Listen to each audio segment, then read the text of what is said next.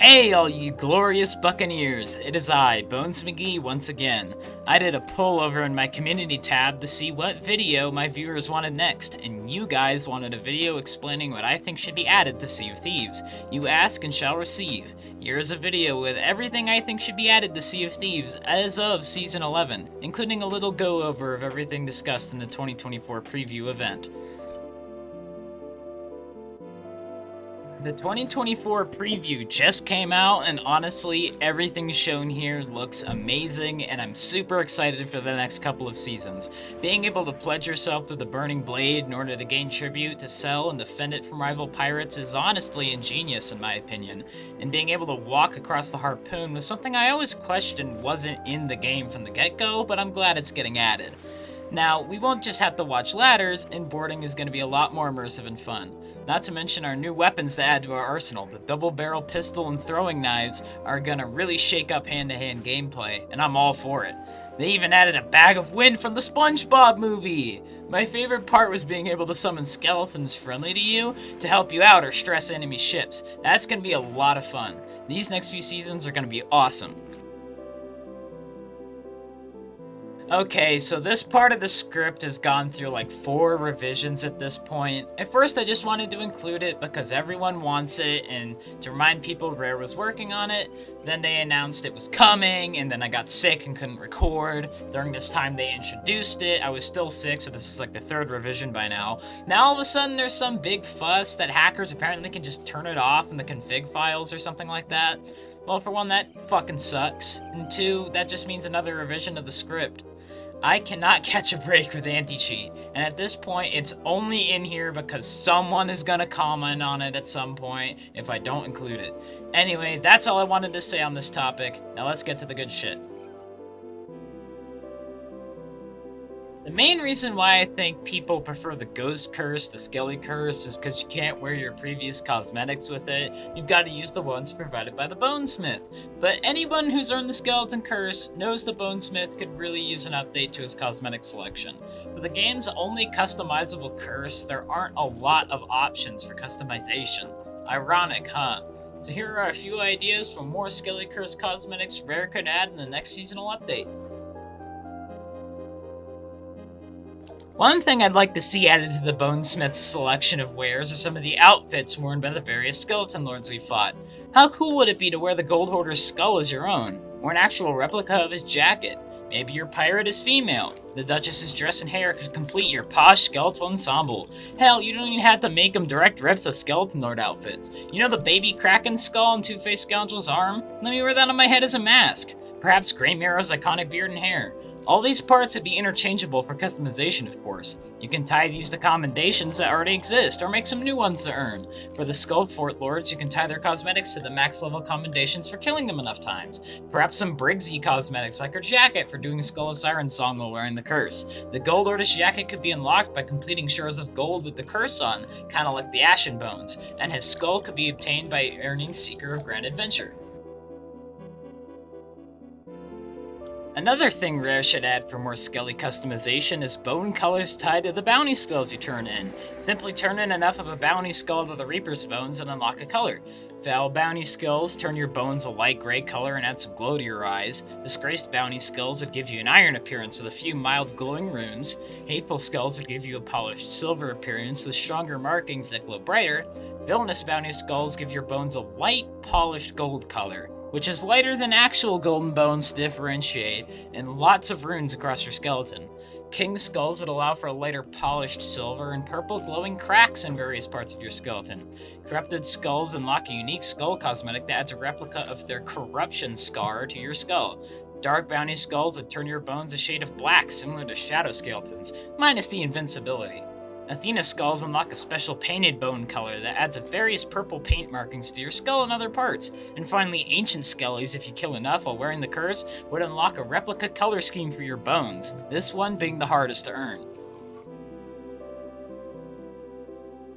To finish up additions to the Skeleton Curse, Rare could simply add more generic cosmetic pieces that aren't tied to any sort of commendations. Things that regular skeletons wear that you encounter around the Sea of Thieves. Things like more pirate hat options for skulls, tattered shirts for upper bodies, generic tattered pants and boots for lower bodies, maybe allow us to equip certain prosthetics that normal players can wear, like eye patches, hooks, and peg legs, or even let us wear our hair.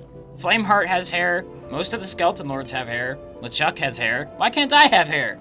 Maybe add some jewelry or gems I can embed in my skull for completing the Cursebreaker commendations. There is so much potential for customization here that Rare has yet to capitalize on, so hop to it.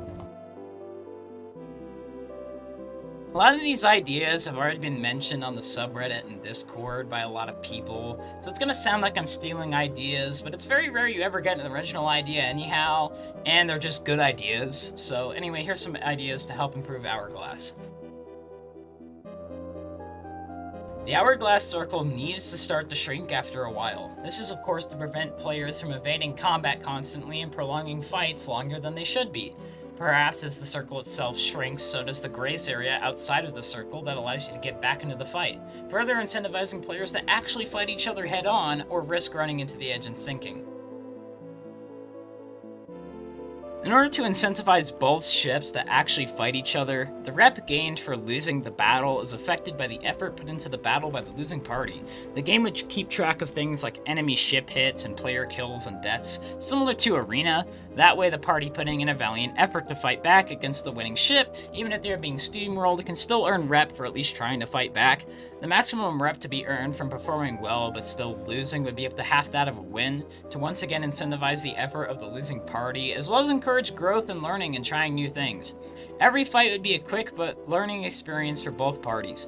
Keep in mind this doesn't affect the rep gained from winning. That is still a fixed amount, as to prevent TDMers from spawn camping literal brainlets.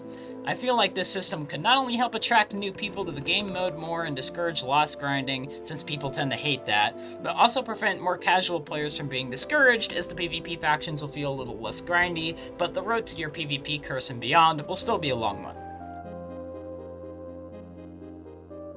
Another idea to keep Hourglass a quick, streamlined, and fun experience is allowing ships who lose fights to quickly re-queue into another battle with some bonus supplies and a grade 1 emissary already raised for the chosen faction. The current method of re-queuing feels very punishing, having to wait through a load screen only to respawn at an outpost, buy more supplies, raise anchor, vote to queue again, which can be discouraging having to do that multiple times. The bonus supplies gained from an instant re-queue wouldn't be as good as full outpost supplies, but it would be a nice bonus for getting back into the fight quickly. The rewards prior to earning your curse always felt lackluster to me, with the only rewards as you work up the ladder being a new figurehead every 20 levels and a new title every 10. No wonder people think these factions are grindy. Other than your curse being the big goal to strive for, there's no little bonus goodies to satisfy players who reach certain goals. Rare needs to add more rewards along the ladder to make each faction feel less grindy and more enjoyable. Perhaps you unlock parts of a ship set that matches the faction figurehead every handful of levels. Perhaps new weapons and clothing for reaching 25 and 50 respectively. These rewards after earning your curse to incentivize you to work your way through the faction more could use an overhaul too. After reaching 200 for each faction, there isn't a whole lot past that, save for the great big shining goal of a golden PvP curse and the cosmetics for Skelly Curse of course. Add some new stuff every 50 levels or so to keep players climbing that ladder to gold. Perhaps a Flameheart themed clothing set for those skeletons who reach Servants 500. Perhaps climbing the Guardian's Allegiance would unlock parts of the Armor of the Ancients set. I'm sure there are many more rewards I could think of, but if you guys have any ideas for more PvP faction rewards, be sure to comment them. There isn't a lot I can say about this, considering it technically already exists. More people just need to play the mode for it to work. If more people played the mode, you wouldn't be getting matched up against golden PvP curse players as a literal swabby. I feel the combination of everything mentioned previously would partially fix this issue. I feel people would play the mode if the fights were truly quick battles and the factions didn't feel as grindy, and would keep casual players playing and learning. When Flameheart returns in Season 13, he's probably going to take a look at Reaper's hideout and be a little disappointed in his son. Yeah, they've got a layer underground, and I understand the significance of the entrance being the wreck of the killer whale, but the whole hideout isn't super imposing nor fit for the skeleton lord that'll bring Ramsay to his knees. When Flameheart returns, he needs to see complete renovation of the hideout. First of all, I think once Flameheart returns, he needs to turn his hideout into a true fortress to match the grandeur of Port Merrick. Reaper's hideout will become the Reaper's fortress on the map, and will feature an overhaul of the island. The original structure that makes up the wreck of the killer whale will be preserved as the entrance to the lair and home of the servant, but a larger stone fortress similar in design to one of Flameheart's sea forts will be built around it. Connecting to the main fortress structure is a tower retrofitted with harpoons, and the walls around the lair will be rebuilt with stone to match. At the Harpoon Tower, you'll find Humorous, who currently only functions as an extra way to check the ledger positions within the layer, but with this update, he now gladly accepts loot in exchange for golden doubloons. You still need to speak to the servant to access the company store and promotions though. The stone walls surrounding the fortress will be outfitted with cannons that are not only fully functional, but also spawn skeletons that man them and fire upon nearby Athena's fortune emissaries. The same goes for Port Merrick now, which will spawn ghosts loyal to Ramsay that fire upon nearby Reaper's emissaries higher than grade 1, so you can still raise emissary at Port Merrick without being fired at. This will serve as a major part of the evolving sandbox and add some additional world building to the game and significance to the faction war and gameplay. Reaper's Fortress will also feature a tavern outside the lair in the upper levels of the fort for Reapers to hang out and party in. Tibia will remain the tavern keep of the lair tavern, while a new tavern keep loyal to Reapers will be put in charge of the more public version. One thing I'd like to see added is the addition of more ocean creatures that serve some form of function to gameplay. Other than the fish we catch, sharks, megalodons, and krakens, there isn't much in the way of sea life. Perhaps a variety of cetaceans to spice up the game's oceans would be a nice touch. There's a variety of whales that are native to the Caribbean or migrate there, such as blue whales, humpback whales, fin whales, sei whales, just to name a few. Adding whales to the game could introduce a new emergent way of earning Golden Hunter's Call rep. Whales wouldn't attack your ship, simply swimming alongside and singing their signature songs for a pleasant and calming sight. Using the harpoons, you could snag one, and using your cannons, kill it, leading to some unique drops like whale meat and a piece of whale blubber. Whale meat can be cooked and eaten like any other meat available, while whale fat would be the first Hunter's Call treasure, each piece being able to be sold for a significant sum of golden rep. Their presence in the game could also add whale songs as part of the ambience of being underwater, even if one isn't necessarily close by. Dolphins would be a neat touch too. Common dolphins, spinner dolphins, striped dolphins, bottlenose dolphins, and Atlantic spotted dolphins are all examples of species native to the area. Perhaps they have a chance to spawn when a player is in the water, similar to sharks, but a much friendlier sight. They'll swim around the player playfully and not really contribute much, and that is unless the player has a fish in hand. If you feed a dolphin any form of raw fish, a ruby splash steel for example, they'll warm up to you and even let you hitch a ride for a limited time, maybe even helping out when sinking loot is nearby, lifting it to the surface and resetting the sink timer. Holding onto a dolphin increases the player's speed in water significantly, and clever pirates can enlist the help of dolphins to sneakily board distant ships. To top off this section, seeing other sea life in general would be nice. Some ambient sea turtles, octopi, squids, or eels to liven up the seas. Lionfish, although an invasive species, technically could also be added. I don't know what they'd contribute other than being annoying. We do have an Emporium set based off of them though, so why not, I guess. You know how in RPG games like Skyrim and such, there's a huge amount of random encounters that encourage players to venture out and forgo the fast travel system? Well, we don't have a fast travel mechanic in Sea of Thieves, and rightfully so. We do have random encounters. 3 of them. Skelly ships, Megs, and Krakens. These are pretty damn cool encounters the first couple of times, but after that they get stale quick. Skeleton ships are an inconvenience at best and a scourge to inexperienced solo players. Megs, on the other hand, are downright ignored. You glance to see if it's the shrouded ghost, and if not, move on. Krakens are uncommon enough to make them interesting, but they're just annoying after a while too, and are essentially an emergent chore, since I'm sure we've all had moments running from hostile players and almost escaping only to be screwed over by a Kraken. Not to mention that the loot gained from these encounters is often just bad. There's no other way to put it.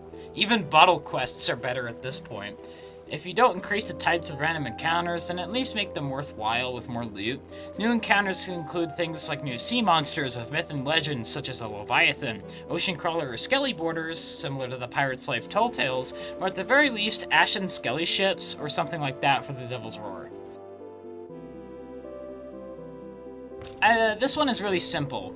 Add a button that lets me skip to the current last page of a Tall Tale book. I found it annoying sometimes, especially when doing Legend of the Veil, to have to flip through all the pages to get to the last one.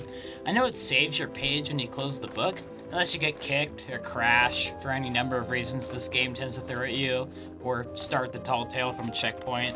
In any case, it's not super important, but it would be a nice thing to add. Have you ever used a pirate appearance potion to change your pirate's appearance only to not like the new pirate you picked and want the old one back? As of now, there isn't an actual way to turn yourself back into your previous pirate you had, which I think would be an easy thing to implement. I'm pretty sure the Infinite Pirate Generator has some sort of seed system, much like a Minecraft world, so just make it so that the generator keeps a backlog of your previous pirate seeds when using the pirate generator so you can select them again, or permanently save new pirates to a menu to select, so if you find one you like while using the potion, but don't actually want to use the potion or lose the newly generated pirate, you can save him or her permanently and come back later when you've made your mind up. Or when using the pirate appearance potion, display the seed of your current pirate so you can write it down or copy it to a text document and input it into the pirate generator to get your old pirate back. Perhaps with this we can input our own pirate seeds and see what comes up. I think it would be fun seeing what pirate the game generates when you input your name, for example. I'm sure a lot of you know that there are different variations of the cutlass, such as the heavy sword of the Silent Barnacle or the Gold Hoarder's rapier, but when you swing them, they have the same animations as a normal cutlass. I think it would be cooler and a lot more immersive if these cutlass variations had different animations that still function the same on a gameplay level, essentially cosmetic only. I think the heavy swords should have two weighty swings with both hands, with the final attack in the combo being a heavy downward swing, and rapiers being more floaty, with the final swing being a forward thrust, not to be confused with a sword lunge, of course. I don't know if this is just me, but I really wish you could get even more drunk in this game than you already can. Your drunk level maxes out after 2 tankards of grog, and I think it would be fun if you could get even more drunk. To borrow an example from another game, Deep Rock Galactic has a limit too, but that limit is actually passing the fuck out. Meanwhile, in Sea of Thieves, the worst you can get is stumbling around throwing up. I want to get so drunk that my pirate can barely stand, or even passes out. Make it like an emo where my pirate kind of just flops on the floor and needs to be revived by a crewmate. You know, like Deep Rock. You might argue that this would be really horrible if you got attacked while drunk, and Deep Rock gets away with it since it's only possible to pass out drunk on the space rig. As a counter-argument, Deep Rock also lets you play missions piss-faced drunk if you want. It's really awful and not fun, but you can. And if you think it's really gonna affect people that bad, then make it so 1 bucket of water sobers you up instantly. This is just one idea that I had fun with, and I don't honestly think it should be added to the game, but I think it would be fun if it was, if you ask me. These are just a handful of things Rare could add, and I'm sure if I thought harder and had more time, considering how rough this past couple weeks have been to my upload schedule, I'm sure you guys have a lot of ideas too. Be sure to comment your ideas down below, and I'll see you guys next time.